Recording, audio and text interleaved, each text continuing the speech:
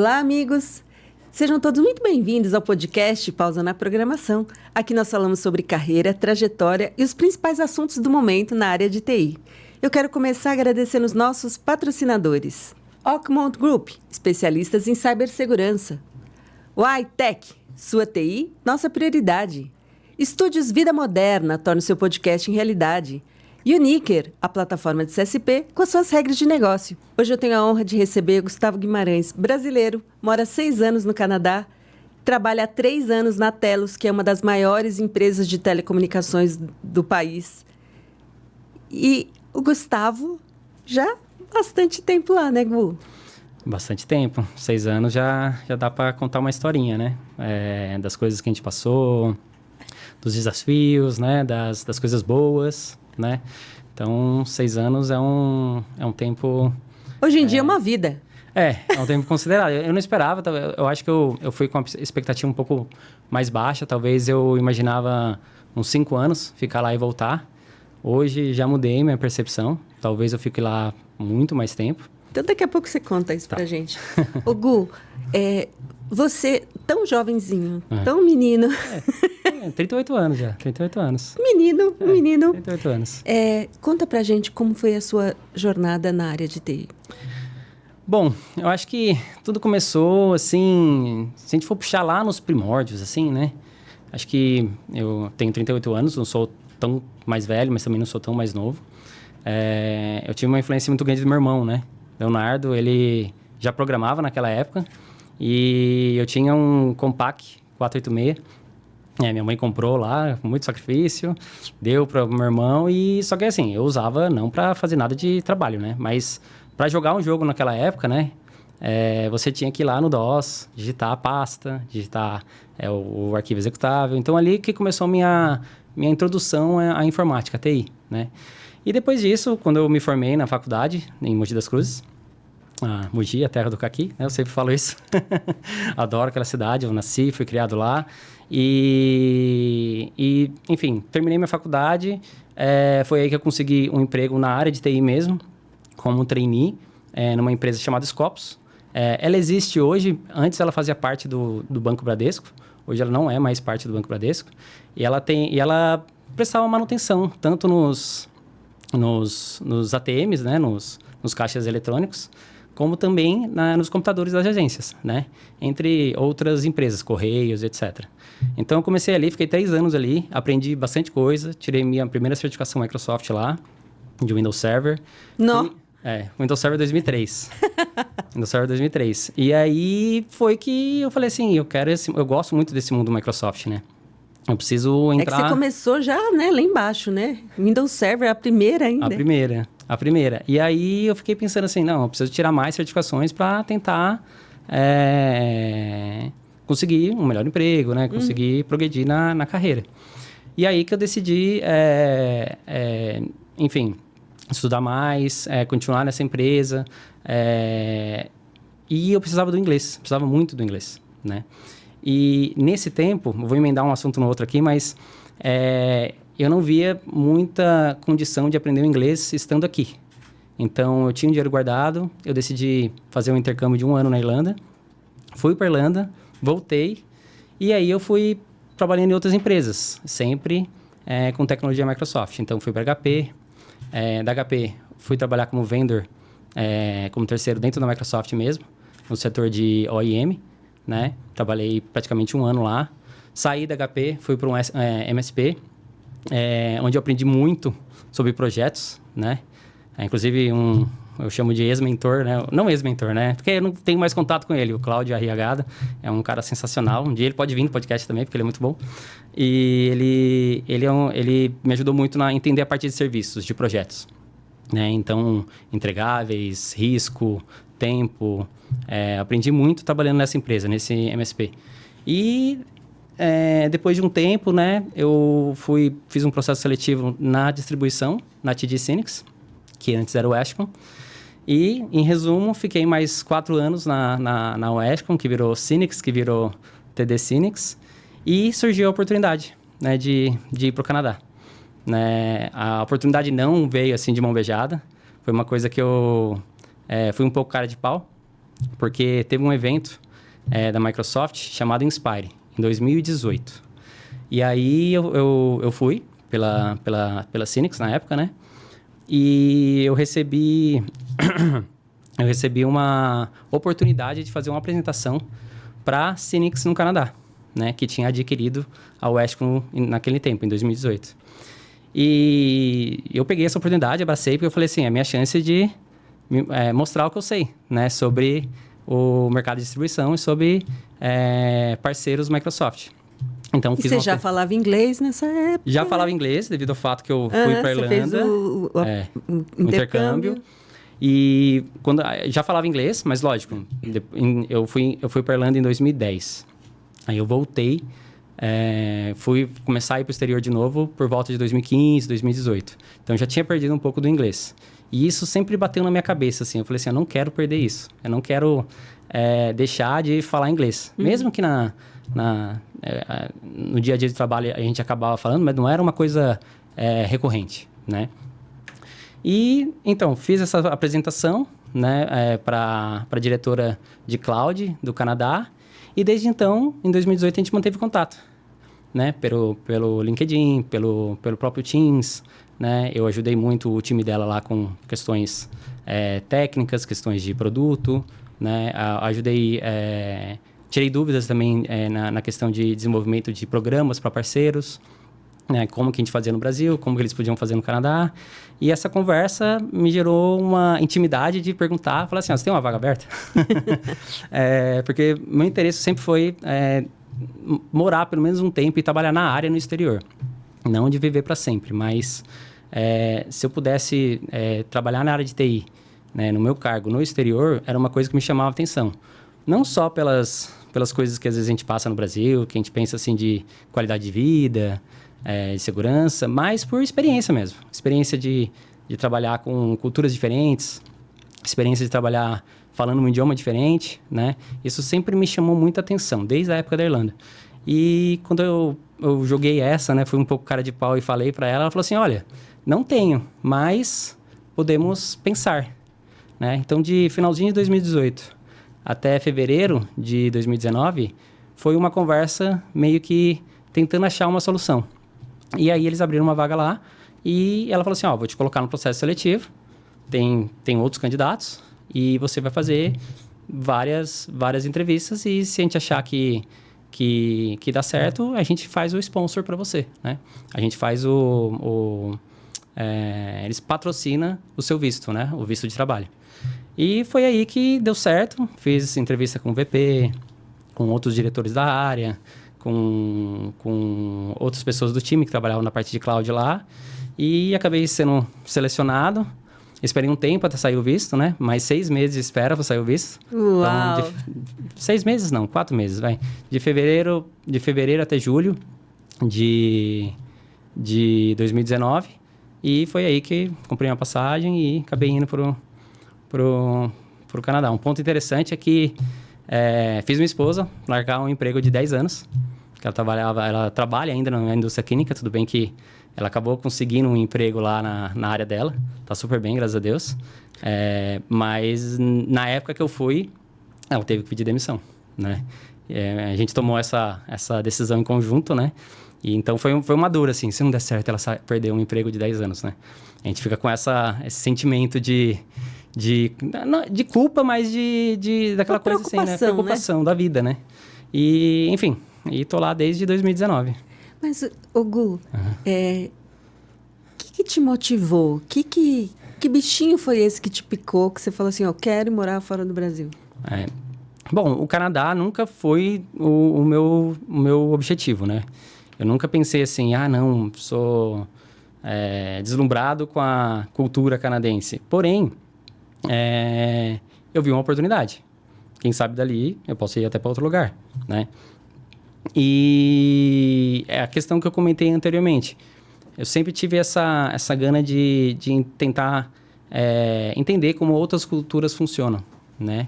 E eu acho também que no Brasil também é bastante valorizado um pouco quem vem de fora, né? Então eu achei assim que seria um salto de carreira, mesmo que se eu voltasse e eu tivesse ficado lá 3, 4 anos, 5 anos, mesmo eu voltando, eu acho que eu teria conseguido, e eu acho que eu consegui, um desenvolvimento profissional. Saber como uma outra cultura trata um certo tipo de problema, né? Como que eles resolvem, como que eles trabalham no dia a dia. E tem diferenças, né? No dia a dia de trabalho entre uma empresa canadense e uma empresa brasileira, tem diferenças, né? Tem desafios diferentes, né? Tem benefícios também que você, ao longo do tempo, aprende a trabalhar de forma mais planejada. Então, acho que, respondendo a sua pergunta, é a vontade de explorar. Eu sempre gostei de explorar novas opções, novas oportunidades. E isso, acho que na minha vida também vai em várias coisas. Assim, eu não gosto de... hoje eu estou morando lá no Canadá. A gente já está na mesma casa já há quase 5 anos também, 4 anos.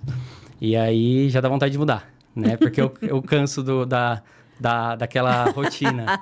Então, minha esposa fica maluca, mas ao mesmo tempo, te motiva, né? Te move a você querer mais, ter um pouco de ambição, ver novas possibilidades de carreira, de vida. Então, acho que foi isso que me motivou a emigrar.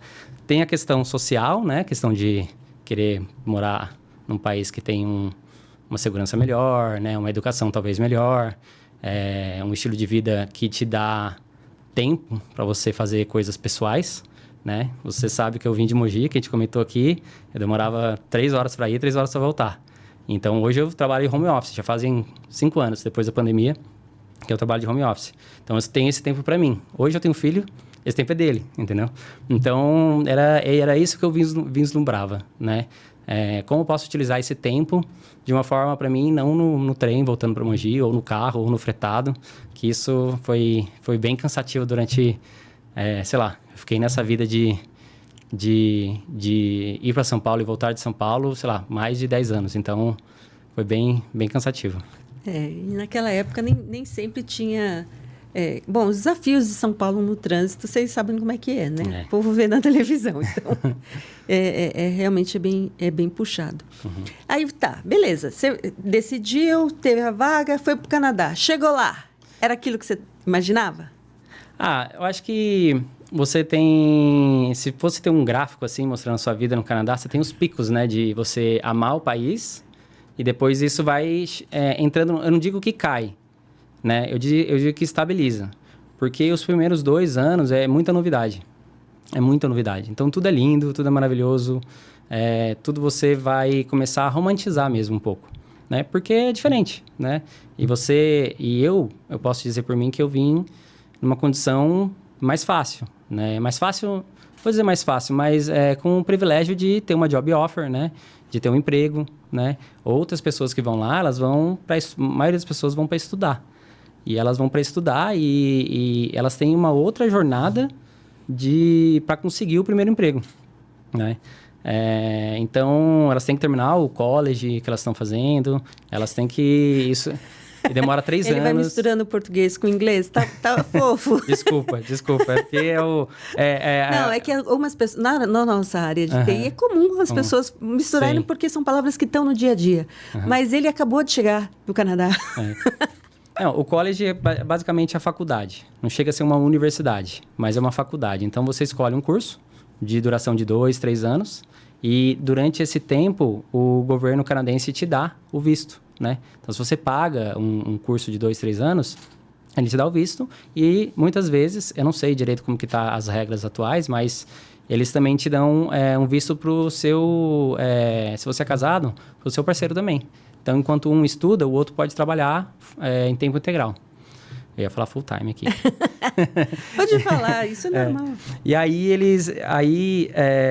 o que acontece? Aí, as pessoas que estão nessa outra forma de imigrar para o Canadá, têm um tempo maior até conseguir o primeiro emprego, né? Então, eu acabei conseguindo o emprego daqui, do Brasil. Então, para mim, por isso que eu falo que é um pouco mais fácil, né? Não vou dizer que não foi penoso também, desde Desde o tempo que eu comecei a estudar e vim para São Paulo e perder todas essas horas no trânsito, né? E estudar de madrugada para tirar certificação e correr. Isso tudo faz parte do que eu carrego, né? Do meu profissional. Mas, em matéria de imigração, foi um pouco mais tranquilo, né? Tá. Você chegou... Eu tô só fazendo aquele storytelling, né? Sim. Você chegou dos primeiros 2 anos, tal... você fez uma movimentação interna, né, lá no Canadá, mudando, né, para a empresa que você está hoje, né, Sim, a Telos. sim. Como é que é essa movimentação? Então, eu cheguei lá, né, os 2 primeiros anos ali você vai acostumando com o país, entendendo como ele funciona. E também, em paralelo do seu trabalho, você vai tentando permanecer lá. O que eu digo permanecer? Então, é tirar o seu visto de permanente, né? Para você poder ter acesso irrestrito ao país. E depois vem a cidadania, no qual a gente tirou ano passado, eu e minha esposa. Então, nesses 2 anos, você fica muito focado, nesses 2, 3 anos, você fica muito focado nisso. E como eu vou permanecer nesse país? E você não que você deixa de lado a sua carreira profissional, mas você quer manter o seu emprego, né? Você quer manter o seu emprego. Eu consegui lá eu fui pela Synnex, né, pela TD Synnex, e continuei lá por 3, 4 anos, e consegui uma promoção interna lá, como gerente de vendas, gerente de produtos, e de repente eu me vi numa situação onde eu achava que eu precisava algo além de trabalhar com soluções Microsoft. E aí que surgiu essa oportunidade de passar num processo seletivo da Telos. A Telos é uma empresa de comunicação, é uma telco, né? E eles estavam realmente buscando alguém com conhecimento Microsoft para agregar nas soluções deles, né? Então, soluções de voz, soluções de compliance, de gravação, né? De reuniões, né? Através do Teams. Então, quando eu me vi nessa oportunidade, eu falei, por que não? E lógico, vem também, né? Não vamos ser... hipócrita aqui de falar que salarialmente também importa bastante, né? Então, a condição salarial era melhor também. E eu acabei aceitando, né? E fiz esse movimento interno. E o processo seletivo, a maioria das empresas lá, elas utilizam o método START, né? Que eles te dão uma situação, você tem que ter uma ação sobre essa situação. Passando essa ação, você tem que falar uma tarefa que você teve para você superar essa situação, né, que te propuseram, e a resolução desse problema e as lições aprendidas. Então, toda pergunta que eles vão te colocando num processo seletivo... Mas são dinâmicas isso? Uma entrevista. É uma entrevista. Então, se você for falar que você resolveu um problema e aumentou as vendas em 30% da empresa, né? Ou diminuiu os custos em 30%. Eles vão sempre... você sempre tem que citar exemplos de como você fez isso, né? Como isso impactou a empresa e o que você aprendeu disso. Então, é muito interessante esse processo de... Inclusive, a Amazon, Microsoft e até empresas menores, eles utilizam essa forma de você descrever dentro num processo seletivo, até mesmo no seu currículo, como você gerou um impacto, né? Não focar somente nas habilidades. Eu sei programar. Eu sei fazer roadmap de produto. Tá, mas o que isso impactou na empresa e como você fez e o resultado que isso gerou. Então, eles são bem objetivos nisso, né? Então, voltando para a sua pergunta, eu comecei a estudar muito sobre esse processo START, né? Para fazer as entrevistas, e até é uma dica para quem pensa em ir para uma empresa norte-americana. E basicamente a forma como eles entrevistam lá para uma oportunidade de emprego. E eu acabei aceitando, né? Essa oportunidade. Estou lá 3 anos e meio. Agora eu estou de licença paternidade, cuidando do meu filho. Minha esposa voltou a trabalhar. É o contrário? Na verdade, ela pegou 6 meses, né? Ela pegou 6 meses de licença maternidade. Eu poderia pegar mais 6 meses, né? Só que a gente pegou 4, porque tem umas questões lá de que a empresa também dá um auxílio de custo e o governo dá um outro auxílio de custo. Então, eles se complementam, né? Então, uma empresa só dava esse auxílio, esse benefício, né? Por mais 4 meses. E é o suficiente também. Acho que depois a gente vai ver uma escolinha, alguma coisa que ele pode ficar lá no Canadá, né?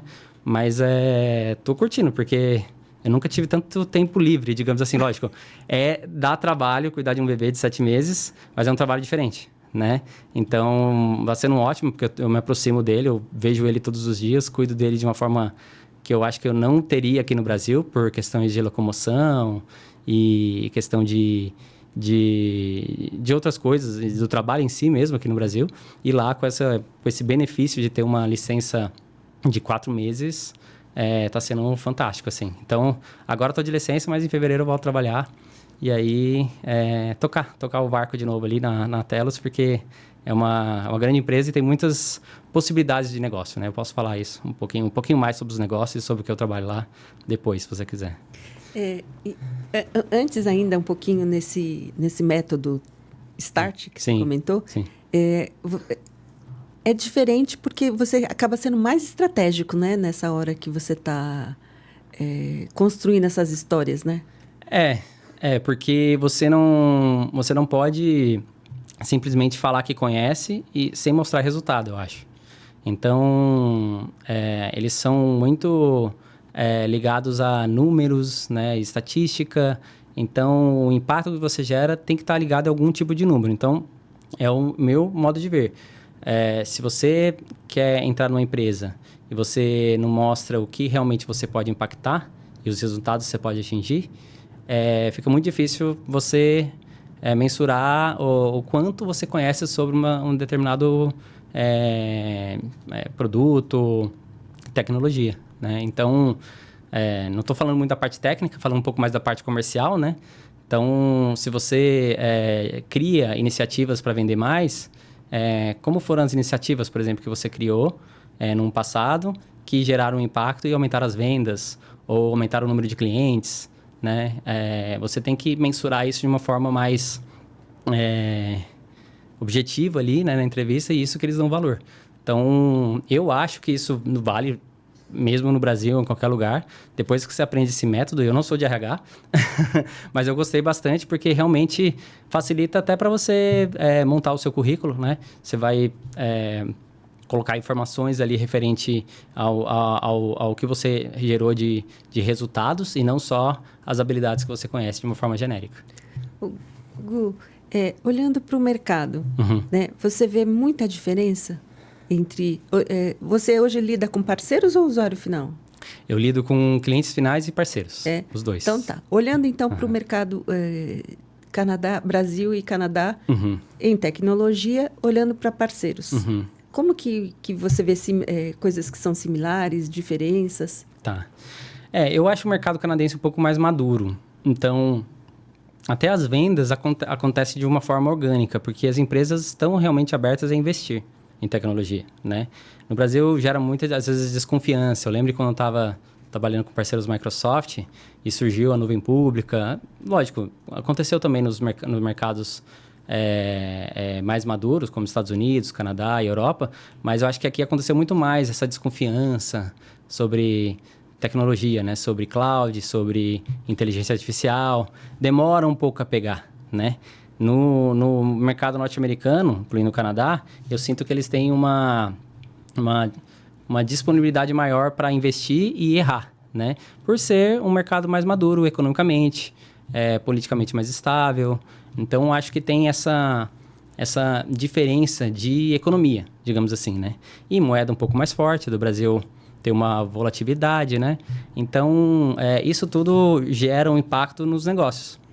Então, para você ter uma ideia, o PIB canadense é praticamente igual ao brasileiro. Porém, o Canadá tem 39 milhões de habitantes e o Brasil tem 215 milhões de habitantes. Então, o per capita ali é gigantesco do Canadá. Então, mostra como eles são produtivos e como eles querem realmente desenvolver o país ali, né? Mesmo com uma população, 5, 6 vezes menor, né? E eles recebem bem? Olha, eu acho que o custo de vida canadense aumentou bastante nos últimos anos, de pós-pandemia, né? Aumentou bastante. Mas eu acredito que ainda se paga-se bem no Canadá, né? Lógico que quem está imigrando agora não vai receber o salário, né? O maior salário do mundo, né? E não dá para você também querer isso, né? Quando você imigra, você é mais um ali no meio de um monte de gente do mundo inteiro que está tentando imigrar. Então, não adianta achar que também, por mais que o Canadá seja um país que precisa de trabalhadores, né? Você com a sua expertise, eles também valorizam profissionais qualificados. Tá, né? Então eu vou reformular. Uhum. Quando eu digo assim, eles recebem bem, a questão de receber as pessoas, aceitar as pessoas. Entendi. Sim, Porque sim, você falou sim. agora que eles precisam de pessoas. Precisam de pessoas qualificadas. Não é qualquer mão de obra que vai chegar no Canadá e toma um emprego, né? Estou falando da minha área de tecnologia ou comercial, né? Não estou falando nem de outros setores. Mas receber o imigrante, eu acho que, assim, como eu falei, eu morei na Irlanda, e na Irlanda tem um problema de xenofobia muito grande. E outros países da Europa também. O Canadá foi o país que eu mais me senti, assim, acolhido em casa. Hoje, eu sei leis, eu sei as regras, eu sei o que eu posso fazer, eu sei meus direitos, e eu me sinto realmente um cidadão lá, né? Porque as pessoas acolhem bem, meus vizinhos. Eu moro numa cidade de 150 mil habitantes agora, que fica 50 minutos de Toronto. Eu chamo de Mogi do Canadá. E lá é assim, os vizinhos sempre solícitos, um ajudando o outro, seja para tirar uma neve, seja para cortar uma grama. Então, assim, receber o imigrante, eu não sei. Eu tenho só 2 experiências para falar, que é a Irlanda e o Canadá, mas em matéria de recebimento de imigrante, acho que é um dos melhores países para você tentar algo. Lógico, né? Tem outros países da Europa, já ouvi coisas muito boas de outros países, mas o Canadá realmente eles têm um diferencial. Tanto é que a política deles, até a gente conversou antes, né, sobre refugiados e tudo mais, eles têm uma abertura, né? O país é um país que está no G7 ali, né? Então eles têm condições de trazer pessoas com necessidade, mas, enfim, a gente vai entrar na questão política, mas isso tem diminuído, né? Tem diminuído bastante, mas o Canadá é um país super aberto, seja na questão de religião, de cultura e de trato com as pessoas estrangeiras, né? E você falou uma palavrinha aí que é a neve. E o frio? O frio, eu acho que o frio é o que faz a gente ficar com saudade do Brasil. O frio é o que é um desafio muito grande, porque eu falei dos 2 anos, né? Que você ama o Canadá nos primeiros 2 anos, aí no terceiro ano você ama um pouquinho menos, depois cai numa rotina, né? Não vou falar que você deixa de gostar do país, mas cai numa rotina. A neve, o período de novembro a março, gradualmente vai ficando pior. E aí depois, março, abril, vai melhorando. Então, a cidade onde eu moro, ela tem vários lagos, né? Que rodeiam essa cidade. Então, tem um efeito lá que faz nevar mais, por causa desses lagos. Né? Não sei muito tecnicamente o porquê, mas a temperatura do lago é diferente da temperatura do ar, sei lá. E neva muito. Inclusive, agora estava nevando muito. Toronto neva menos, né? Temperatura é parecida, agora está entre 0 e menos 10. Mas o frio, ele... temperatura gostosa. Mas o frio faz você repensar várias coisas. Fala assim, por que eu estou vivendo aqui? Mas você tem que se reinventar também. Dar oportunidades para você fazer coisas que você talvez não faria no Brasil, né? Então, você estuda mais, você trabalha mais, você faz reforma de casa, né? Você visita amigos nas casas deles, né? Realmente você aprende em esportes de inverno. Eu tentei esquiar 2 vezes, não deu muito certo. Vou tentar mais esse ano, porque eu quero um dia ensinar meu filho, né, a esquiar. Mas você tem que aprender a lidar com o inverno. Mas é puxado. Eu morava num prédio em Toronto e depois eu fui para uma casa nessa cidadezinha. E a casa, você tem que tirar a neve. Quando neva, você tem que tirar, porque senão você não sai com o seu carro, né? E é cansativo. Às vezes você tira 2 vezes, 3 vezes no dia, né? E aí o vizinho, às vezes, ele tem uma máquina para tirar a neve. Então, ele vai lá e te ajuda. Se você tem a máquina, você vai lá e ajuda ele. Então, há um senso de comunidade, assim, nos bairros, né? Isso eu acho bem legal. Mas a neve e o frio, tem hora que você chega a março e fala assim, eu não aguento mais, tô cansado. Aí você vem pro Brasil. Aí, quem tem a possibilidade, vem pro Brasil, ou vai viajar, vai pro México, vai pro Caribe ali pra tomar um sol, né? Porque tudo piora. É o frio, a neve, escurece muito cedo, né? 4:30 da tarde, tá escuro. Então, você tem esses contrastes. Por outro lado, o verão é muito intenso. O verão as pessoas aproveitam muito. E o verão, a gente pensa assim, o Canadá não é quente. Não, é 30, 35. E eu acho lá muito úmido. Então, a sensação térmica, eu acho que é mais quente do que aqui no verão. Pode parecer bobagem que eu tô falando, mas é verdade. E escurece muito tarde. Então, começa em maio, o verão ali é julho, agosto, setembro, eu acho, se eu não estou errado. E escurece muito tarde, por volta das 9:30, 10 horas, e você chega a temperaturas de 30, 35 graus, fácil. Uau! Bom, acho que a gente deu para as pessoas entenderem um pouquinho como Sim. é que é essa vida de... Fui morar no Canadá, né? Larguei tudo no Brasil, fui morar no Canadá. Literalmente. Minha esposa largou emprego, eu larguei emprego. Eu fui transferido, né? Em teoria, basicamente, né? Mas vendi carro, vendi tudo e acabei indo para lá e deu certo. Tá dando certo, né? Mas é aquela coisa, né? Não sei qual pode ser que tenha mais um movimento aí futuro. Pode ser que a gente venha para o Brasil, pode ser que a gente ainda não sabe, porque o bebezinho está muito pequeno ainda, mas eu gosto desse sentimento de novidade, né? Essa inquietação, né? Chega uma hora que tem que parar um pouco, né? Mas eu gosto bastante. Bacana. A gente falou um pouquinho sobre essa questão do mercado, sim, né? De revendas que atendem o usuário final no Brasil e revendas que atendem o usuário final no Canadá. Os mercados são parecidos?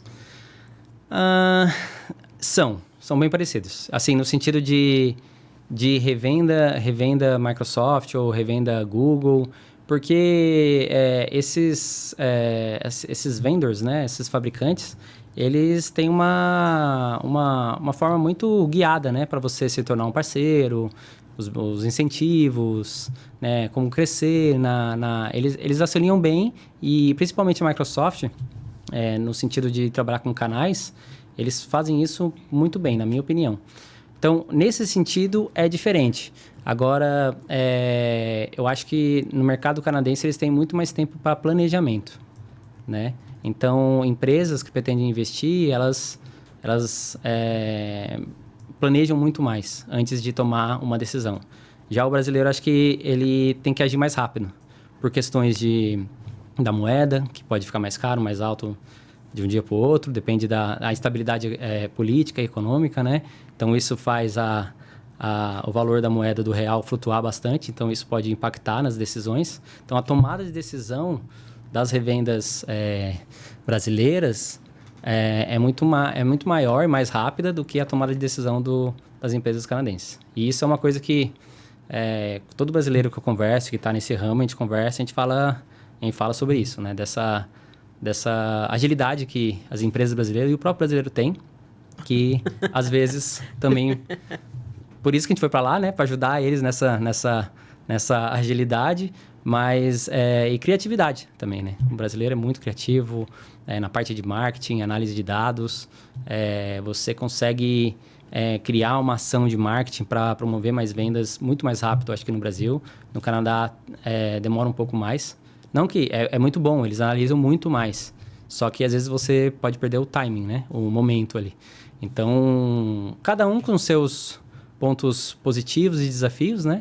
Mas eu acredito que as empresas brasileiras saem um pouquinho na frente com a questão de agilidade, né? Talvez por anos de ter uma economia um pouco mais estável, o Canadá tem um pouco mais de precaução na hora de tomar uma ação de marketing ou trabalhar com mídias sociais, por exemplo, que eu acho que aqui no Brasil a gente faz muito bem, né? Esse podcast aqui, entre outras ações, né? Eu acho muito legal.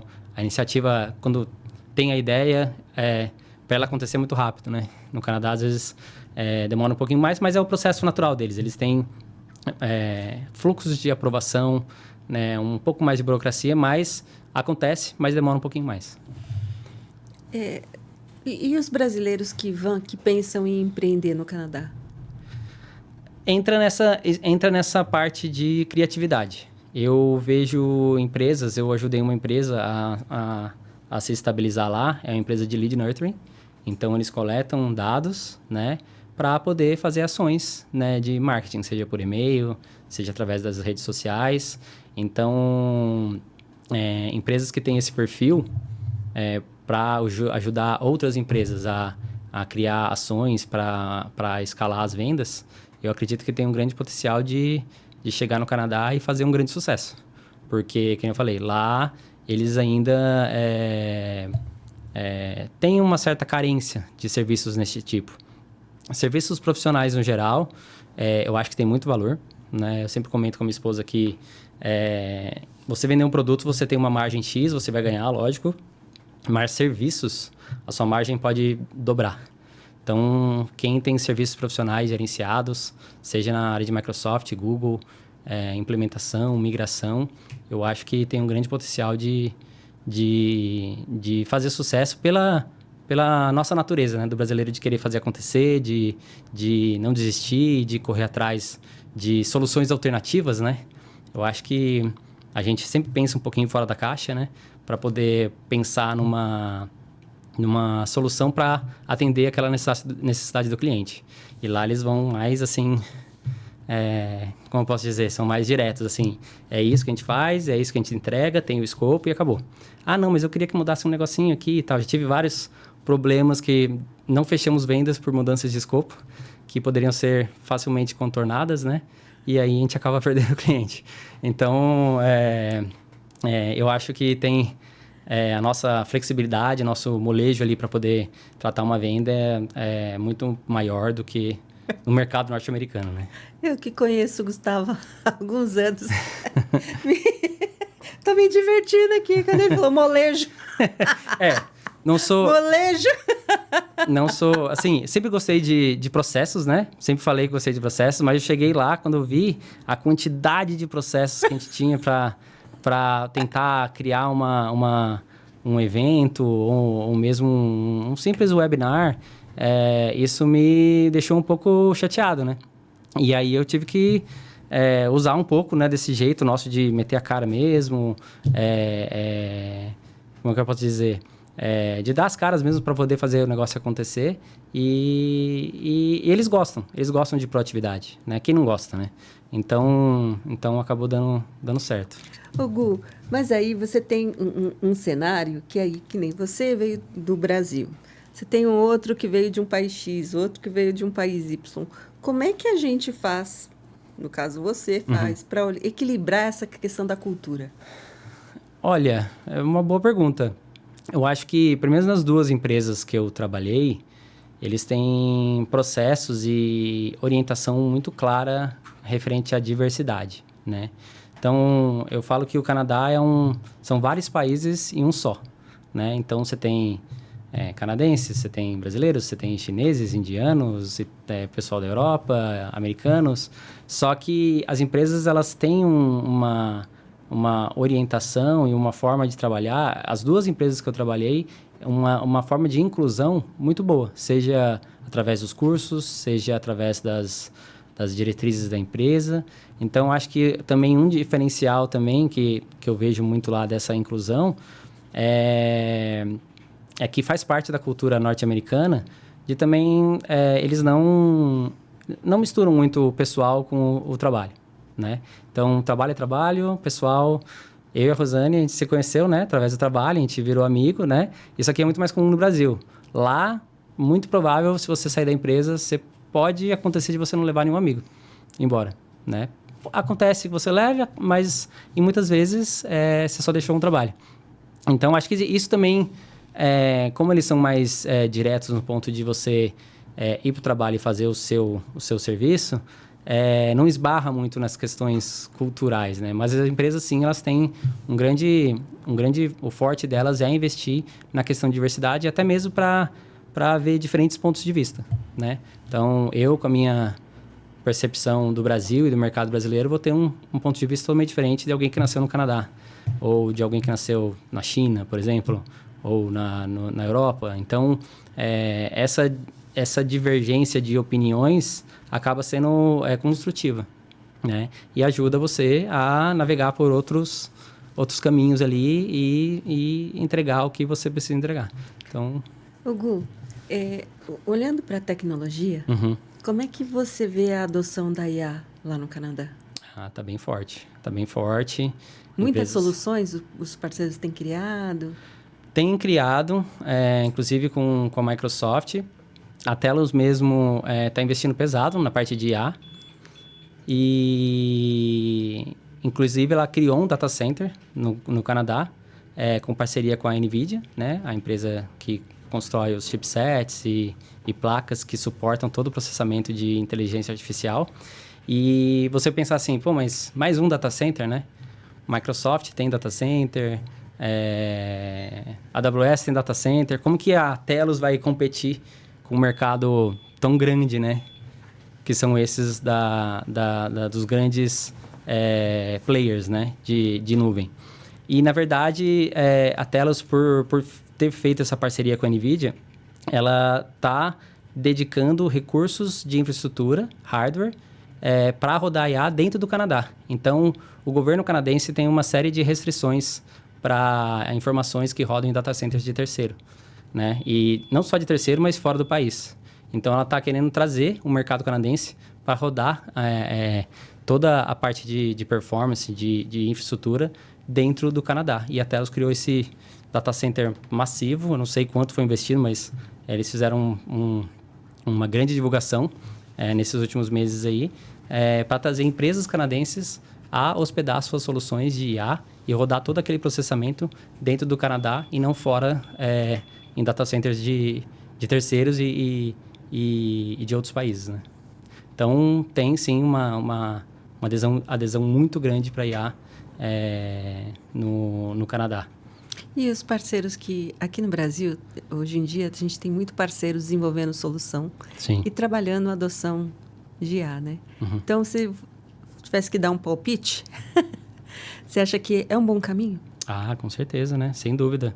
Hoje, a empresa que não está se desenvolvendo ou os colaboradores que não estão aderindo inteligência artificial de alguma forma, seja com um simples prompt no Copilot da Microsoft ou qualquer outra ferramenta, Gemini da Google, ou criando agentes, né?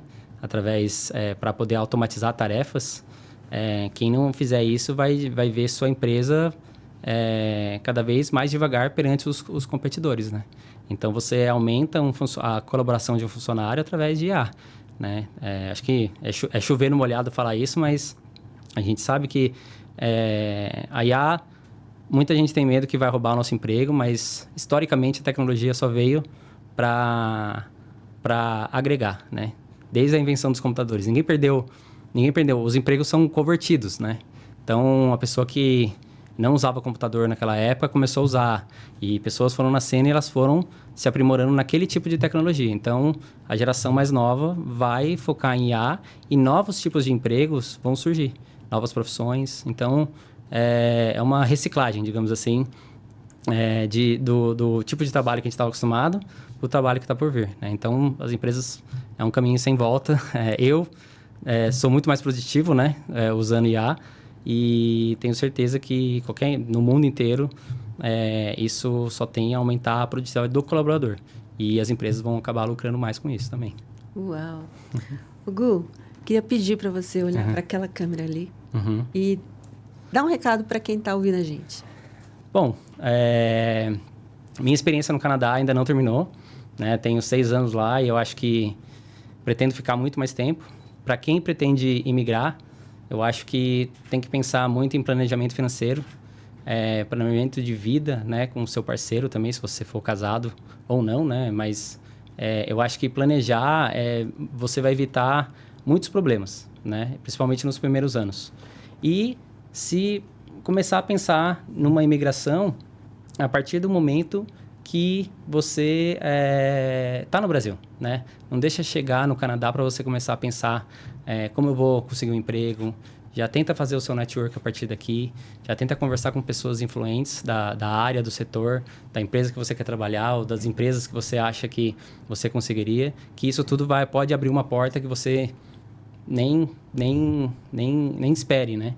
Então, e migrar é uma coisa que não precisa ser definitiva, né? Muitas pessoas acham que se eu for para o país, eu tenho que fazer acontecer e eu vou viver lá o resto da minha vida.